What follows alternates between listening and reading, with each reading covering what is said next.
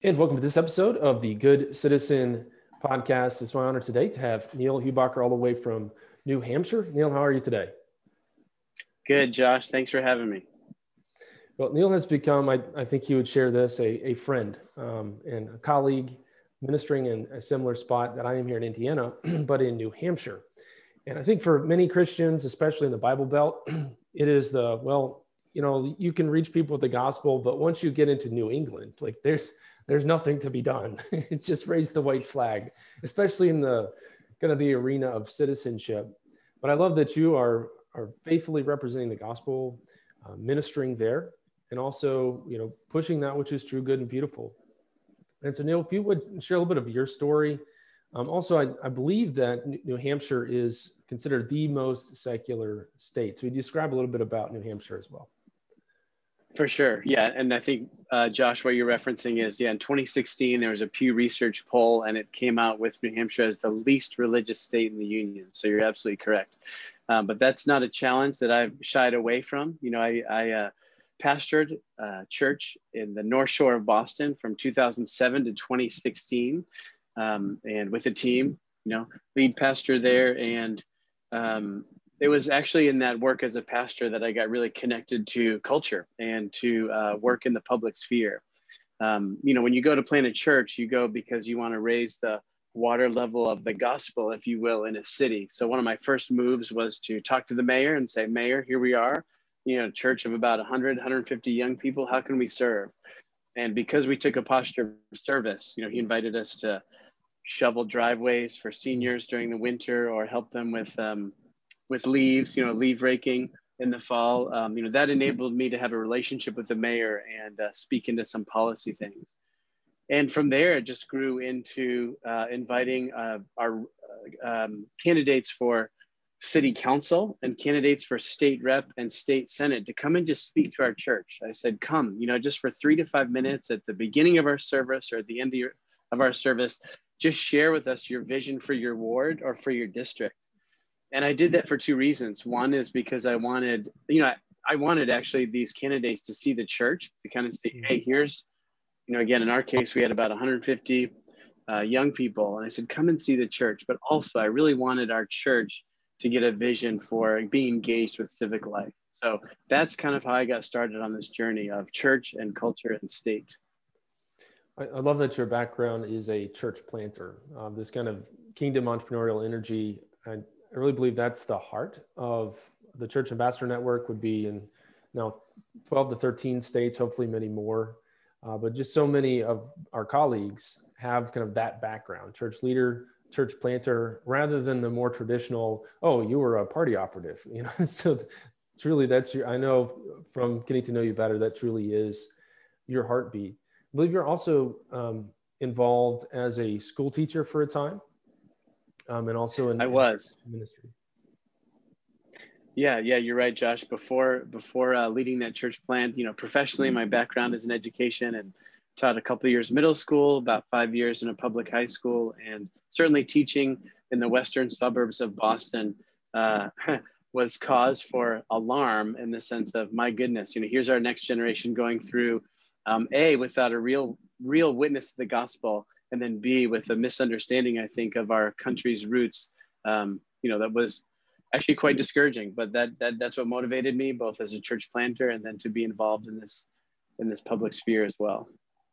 And so back to kind of the pivot from more traditional church ministry into ministry in the public square. When did that happen?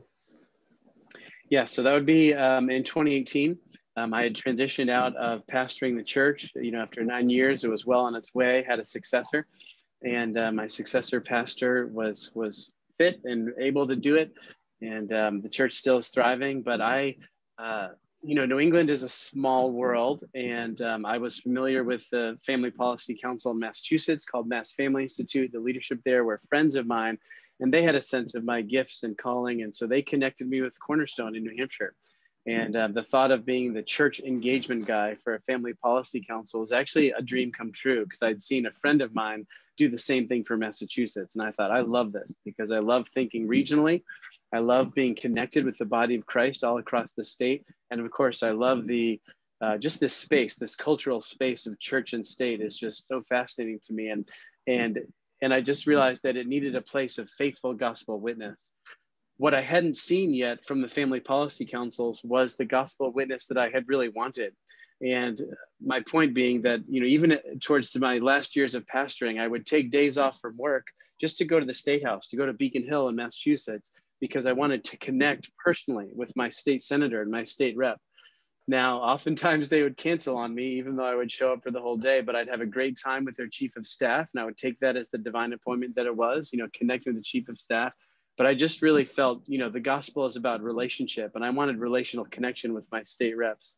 So as I joined the Cornerstone team and found out about the network that we're involved with now, Josh, the Daniel Impact Network, through our friends in Iowa, I just thought this, I had to pinch myself. Is this true that there's already people who are leading in a ministry that is also very relational and very gospel centric in our desire to touch our state leaders with the gospel?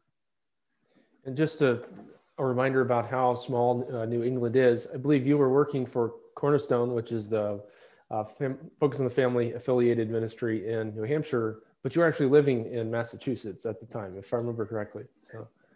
That's right. Just a few minutes from the border. So I was able to make that work. But in order to really have a sense of being with the people, my family and I have finally moved to New Hampshire and are where we belong. Absolutely. Well, because there are so many voices, I guess, differing opinions about church and state, just a few. And in fact, I think down to the church's history, this has always been a tough issue to navigate.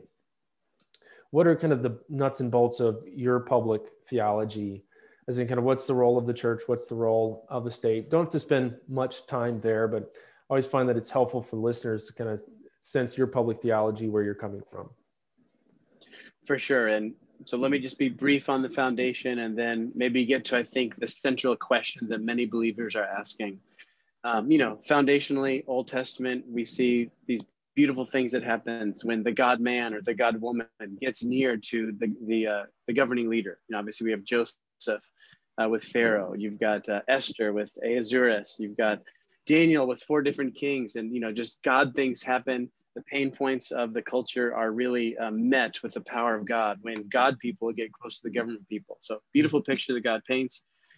And then of course in the New Testament we have the apostles Paul and Peter just do such a good job of saying, hey, this is an institution that we should honor. This is a God institution in terms of the language they use, calling governors ministers, and then Peter saying that the whole role of government is to reward good and punish evil. So there's just this justice function. And of course, the link that the apostle Paul makes with us praying for our leaders so that we can live godly lives and so that people can come to a knowledge of the truth. I mean, it's just amazing the high view of government that Peter and Paul both had. But, the question that I think that most believers are wrestling with is, how do I get into the political sphere without getting sucked into the political spirit? And, just before we started our podcast, Josh, we were talking about my time in DC last week. I got to hear from Minority Leader Kevin McCarthy. So Representative McCarthy from California, he had just had a bad day. He was addressing a bunch of us, and this was the day that Nancy Pelosi, Speaker of the House, had decided to reject his appointments to this bipartisan commission that's going to look at what happened on January 6th. Well, he just thought this was unprecedented, and he checked with the historian of the U.S. Congress to say, has this ever happened before, where a bipartisan commission is appointed and where the House majority, the Speaker of the House rejected the minority leader's appointments? And the historian said, no, this has never happened before. So of course, McCarthy responds by removing all the Republicans. And so here we are, a week later, just in this standstill between Speaker of the House and the minority leader. That's the political spirit. It's that gotcha spirit. It's that, that lack of instead of moving towards solution, let's just dig in the trenches. And I find that most believers they don't want to deal with that. So my response to them is, we have this beautiful picture of Jesus confronting the political spirit. It was towards the end of his ministry. And that's exactly the spirit with which some people came to Jesus. They wanted to trap him. They were not looking for more information or more knowledge or real leadership from him, they just wanted to trap them, and they asked him that question, should we pay taxes to Caesar? And I think Jesus's response in Luke 20 is so beautiful, because he really outlines for us, hey, there is a way for us to be in the political realm, but not getting sucked into the political spirit. You can render your taxes, or render to God what is God, and you can be a godly person. But you can also render to Caesar what is Caesar's, and kind of operate within the existing political world, no matter how dirty, corrupt, or wicked even it is. So I would say that piece right there, we should be involved in the political sphere because Jesus says we can be, in spite of its messiness and dirtiness. That's probably a key factor for me, Josh. That's a good word. And that's very difficult to do. And one thing that I think that daily Bible reading, being plugged into a good church, walking with Jesus is really what can help someone do that. Because otherwise it's very easy. Like what you're mentioning with Kevin McCarthy, that's not a good day if you're in his position. And it does seem like the partisan divide, the division in our country is just getting worse. So that's going to be an increasing temptation, I think. Yeah, and to your point, we must walk by the Spirit, so abiding in Christ, in his word, staying as a worshiper. I mean, excellent point, Josh, as well. We must abide in the Spirit, because the temptation to walk in the flesh is just right there, crouching at our doorstep, as Genesis says. So. Well, one of the reasons I wanted to highlight your ministry, as we touched on just briefly at the beginning, is that New Hampshire is very secular. It's part of New England, but it's also kind of a fascinating place. I was privileged to be up there for a pastor's event. And so I think many, particularly in the Bible Belt, are like, well, New Hampshire, Massachusetts, we kind of just waved the white flag.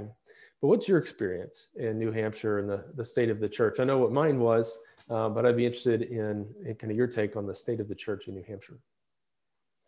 Thanks, Josh. And it was so great to have you. And I was so grateful for your impact on our pastors. I am a local church pastor at heart, so I'm always passionate about the local church. So, so on the one hand, New Hampshire with New England, can be a leading indicator maybe of the culture, which is more secularized, and, the church having less of an impact on all the things we care about, relationships, marriage, family, all that. I'm super encouraged by the church, because when I look at the leaders of the church in New Hampshire, I just see men and women who are being faithful to the call. They are sharing the gospel. They're walking in power and in joy. And, we've got a lot of vibrant, faithful, fruitful congregations here in New Hampshire. I have the privilege right now, after 3 years of ministry in this position, I'd say I know about 250 of them. And just to throw some really ballpark figures out there, and this is not yet verified, but my sense is there are probably about 500 such churches, gospel preaching, Bible believing, spirit-led churches in New Hampshire. And maybe there's about 1,000 churches in New Hampshire that you just put the name church on their door. Again, that's not a judgment on my part. This is just some rough ballpark. But I think that's about the size we're dealing with. Most churches are 50 to 100 people. We do have a few real regional anchor churches in New Hampshire that are more in the 500,000, maybe even 1,500, one of them up in Manchester. But that's the state of the church. I'm encouraged, and it's really a privilege to walk with some of these really self-sacrificial New Hampshire leaders who are not giving up. I should also say, when New England sends their youth or their families to camp, like summer camp or Christian camping, they're mostly sending them to New Hampshire, perhaps in Maine as well. But New Hampshire has some really powerful summer Christian camping experiences as well. And so several of those executive directors are friends of mine. And again, their work in the gospel, especially seeing youth transformed by the gospel is should not be missed either. So again, I'm going back to having been raised a good bit in the South, some in Midwest. And so generally when we were thinking about New Englanders, it was this, oh, they're very cold. They, are not nice to each other. They don't like each other. But I actually experienced something very different, especially in some of the smaller towns that we visited. Just some of these houses dating back to before the American War for Independence, and just a really real community spirit among the people there. And then I also sense that it will carry through into the church. And so I just sense a very strong, warm gospel friendship and community there. So I was certainly encouraged by it. So moving now to kind of ministry in the public square. New Hampshire is an interesting state for a number of reasons. I won't steal your thunder, but would you share a few of those? Why your state is unique among American states? Just kind of some of the fun facts that we talk about. Yeah, thanks, Josh. Yeah, New Hampshire is, and we certainly like to think of ourselves as first in the nation in so many ways. But one is, our Declaration of Independence was in fact happened because we just wrote a constitution, and we wrote our constitution 6 months before the American Declaration of Independence. And there's a great fear and mistrust of executive power when New Hampshire, in essence, declared its independence by writing a constitution, January 5th, 1776. And so part of the vestiges of that is that we have a very large legislative body. Our House of Representatives is 400 members for a population of 1.3 million. So that means the average rep is representing about 3,000 to 3,500 people. So very local. So, I have 3 reps for my little town of 8,000 people. And so, my kids are playing soccer with, the kids of my reps. We see them at the grocery store. It's very much a citizen legislature. These reps only get $100 a year. They get a nice license plate if they choose to display it. And I think they also get free admittance to state parks. So, and sadly, their salary of $200 per session, per 2-year session, is taxed. So they're not doing it for the fame, they're not doing it for the money or the fame. They're doing it because they really do want to make a difference. Now, in contrast, our Senate is actually, I believe, the 3rd smallest state Senate with just 24 members. So that's quite strategic when we think on the policy side. And maybe a last comment would be, New Hampshire has a very unique body in that we have something called an executive council. And so instead of a lieutenant governor, we actually have 5 executive counselors. So this is just another overlay of districts that, as the New Hampshire citizen, you just have to know which of the 5 districts, executive council districts, am I in. But the purpose of the executive counselors is they are supposed to be the eyes and ears of the people on the governor in terms of the purse and in terms of hiring and firing. So in New Hampshire, no state contract over $10,000 can be approved unless it goes through the executive council. So there's a saying in New Hampshire that the governor has to know how to count to 3, because he's got to make sure that 3 out of the 5 executive counselors will approve of any spending that the state's going to do. And then as far as hiring for executive department positions is concerned, it's not the Senate that confirms those, it's the executive council. So it creates some interesting situations when the executive council is leaning towards one party and the governor is of another party. At times, certain things come to a standstill. So again, but the thing to understand is that it's all mistrust of executive power that has created the executive council and a legislature that is just so darn large. Yeah, when you say you don't trust the executive power, you mean it in New Hampshire. So you have several layers there. One other thing that I noticed when I was there, and I'm just a little jealous, is in front of your state house, you have a statue of Daniel Webster, one of the American statesmen. And he said, one of the kind of quotes that inspired the name for this podcast is, whatever makes men and women good Christians makes them good citizens. So it was pretty neat to just see him right there in front of your state house. So moving now to Josh. Go ahead. Well, I just want to say, I so appreciate your understanding of that, because of course I think, oh my word, if only, as different people go in and out of the state house, if only people realized what a godly man Webster was. He believed in the word, and he thanked his parents for teaching him the word. And he really believed that if, as he said, if the evangelical volume is not spread out through the land, then other ideas will take root. And really what he shared was prophetic, and what a powerful figure. So I appreciate your appreciation of him. Absolutely. I may have to do a podcast episode just kind of studying his life and giving a few lessons. So thanks for the idea there. Right on. So as you minister to the legislature there, we have 100 I'm just laughing because we have 100 reps and we have 50 senators, so 150 total. And I feel stretched all the time. Like, how am I going to be ministering to all of these people? How do I meet them all? And then, of course, you have 400 legislators, again, the 24 on the Senate side.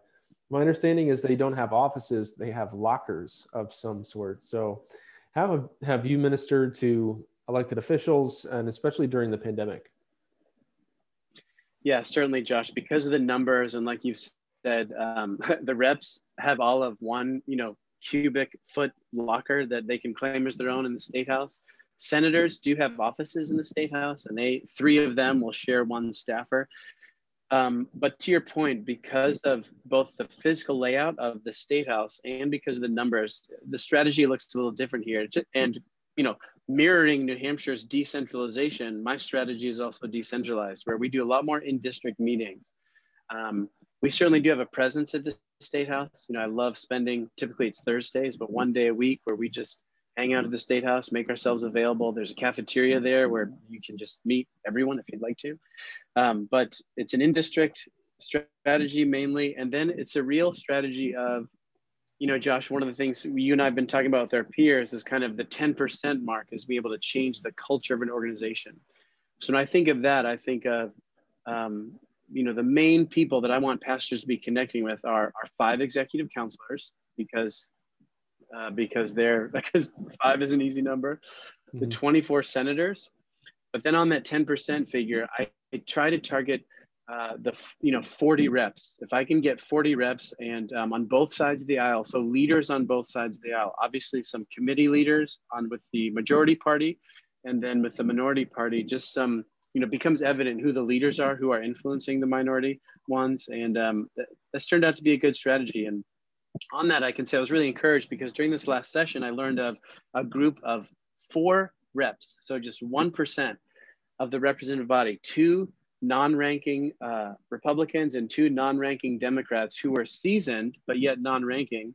And they just were getting together on their own because they wanted to talk about how to work to solve some of this dilemma of just how vitriolic and how venomous a lot of the atmosphere has been and the words that are being spoken. And so it was great to tap into that group of 4 a little bit to find out, okay, guys, what's your concern? I think we have a shared concern, and that is we want to see the culture of the State House be one that is productive and pleasant. That's encouraging. And just how do you eat the elephant in a sense with what you have to do there? And so it's really helpful. And so just focusing in on some of those. Of course, as part of our model, we want to build those relationships, but then move to partner with government to seek the common good. And I know you've had some big wins in that particular area even recently. And again, just one of the reasons I wanted to focus on this, again, it's in New Hampshire, and there's nothing that can be done up there. They're a bunch of heathens, some Americans might think. So I just find it really encouraging, some of the stuff that's going on. So would you share that? Yeah, let me share a couple of stories if time allows. One is, to your point, our governor had invited about 25 pastors and their spouses to just have lunch. And the man who orchestrated that lunch is a man who is really a friend of the governor, and he's a pastor himself. And so the governor really has taken him into his confidence. But it was at that lunch where one of my key pastors asked a good question of the governor. He said, "Governor, how can the church best help the state as you see it right now? What are your top priorities?" And our governor said, mental health. Coming out of this pandemic alone has been an experience that too many Granite Staters have had. And he noted the fact, actually, he used the same reasoning that you've shared, Josh. He said, "I know that New Hampshire is one of the least churched states in the union." He said, "But you guys, as pastors, you are used to creating community in a place that's hard to create community." He said, "If you would take that same skill to, beyond the 4 walls of your churches, people need to not be alone anymore." So he was giving a green light for the church to say, really, what you guys do is what can help where people are hurting because they're alone. And mental health has been such a crisis during the pandemic. So that certainly is a top story. And if time allows, I have a second one, but I'll let you decide. Yes, please do. Well, another really fun one is, we've got in New Hampshire, we've got like 20,000 open jobs and people aren't filling them. We also have a great second chance population. You know, the opioid crisis has ravaged New Hampshire. We have a lot of great faith-based and secular recovery programs. And as people come out of those recovery programs, they need help finding jobs. So I've had a desire to have some local churches host job fairs, second chance job fairs. Well, as it turns out, I was actually headed to one of these executive council meetings. They meet twice a month. They have every meeting, they have the stack of papers this big of contracts they're working through. But actually a woman started to chat me up as we were headed up to the executive council chambers.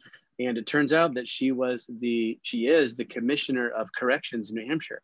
And I just said to her, well, this is awesome. I said, you know, I've been trying to find, you know, I'm working with churches to host second chance job fairs. Is that something you'd be interested in?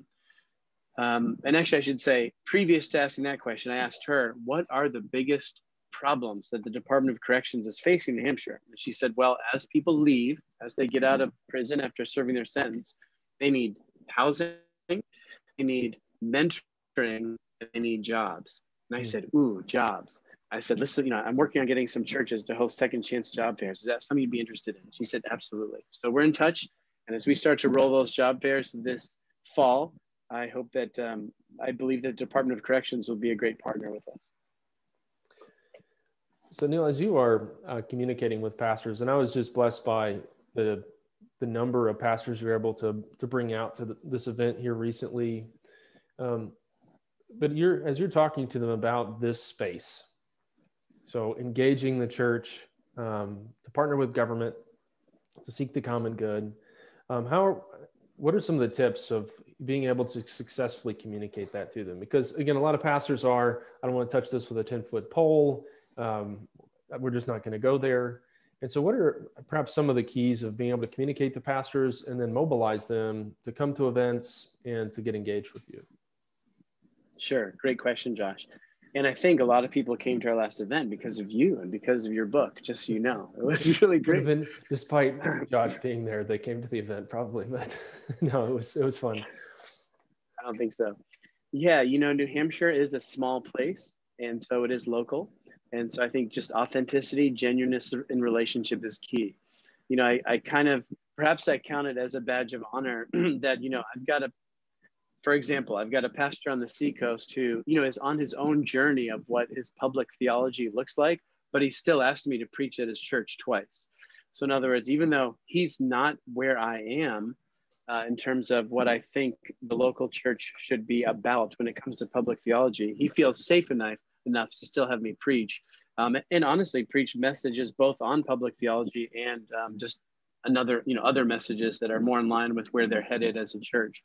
My point being, relationship is everything. And so just being able to walk with pastors as they develop their own public theology, there's no substitute for that. Certainly not in a place as small and as local and as maybe granular and decentralized as New Hampshire. So showing up at events, you know, just a lot of one-on-one time with pastors. And as they let me into their circles, you know, a great thing about New Hampshire is by region, a lot of pastors get together regionally just out of relationship. And to the degree that they let me into those circles, I gain trust and just have the capacity to share this vision with them. And it really helps that I am a pastor. You know, Josh, as you mentioned, a lot of us, yourself included, a lot of our peers have a pastoral background. And so because we are one of them, that of course increases the trust, you know, exponentially. That's helpful. And you also, as kind of part of your job description, because you came on kind of prior to the model shift that we've talked a little bit about today, you have some responsibilities in policy work, legislative issues. And so how do you connect that to the relationship piece and the partnership piece that we've talked about already? Yeah, I mean, I think my short answer, Josh, is, you know, we should be able to do people and policy because scripture says we should do people and policy. You know, I mean, policy matters. God cares about government and God cares about people. He cares about their soul. So, I mean, that's really just my short answer is, hey, the Bible says we can do both. We should do both. So kind of, you know, come along with me as we try to do both. And I think it's helpful just to kind of reject the false choice there of either you minister to people just in their own personal capacity, or you just do policy. It really should be just a continuum of this is what's true, good, and beautiful. And we should support that as well. I was able to listen in on a hearing about a religious liberty bill that was being pushed forward there, and heard some of the pastors testify on behalf of that. I thought it was done very well. It was winsome. Thanking government officials, but hey, we need to have this in place, protect churches if there are any future lockdowns.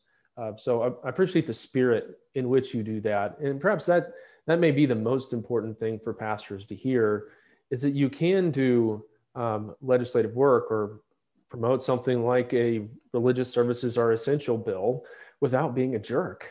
You can actually do that and still represent the church well. So. Bingo. Yeah, right on the money. And so, to your point, Josh, and I was so glad that you were here and able to listen in when we had that second hearing. That was the hearing on the Senate side.